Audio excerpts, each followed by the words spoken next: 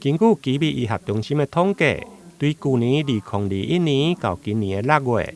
大院病人总共有993件压力性的损伤个案，其中医疗器材相关的压力性损伤就有339件，占所有压力性损伤大约34%。因此，奇美医学中心手术团队伫今年7月创新研发医用的引流管固定减压装置。不但提供公路的位置固定，嘛用个减轻病人的压力性损伤，而且贴甲装嘛真方便。病人每天都要更换这个鼻胃管的固定，所以就是你要慢慢把它拔开，然后又不能把它管路移除，然后他的鼻头就容易造成就是医疗器材相关的压力性损伤。对，这是旧式的。那我们新式的呢，其实你只要就是将管路就是卡到这个 C 型固定卡槽，将管路这样卡进去，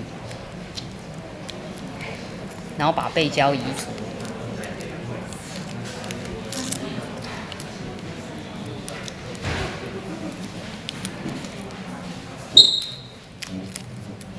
然后就可以固定在你想固定的位置，譬如说脸颊，或是看是哪里，就固定粘上去就好。这个操作只要9秒就完成了，所以可以减轻护理师就是操作的时间。那病人也会因为这个都有防压的效果，所以病人也不会压力性的损伤。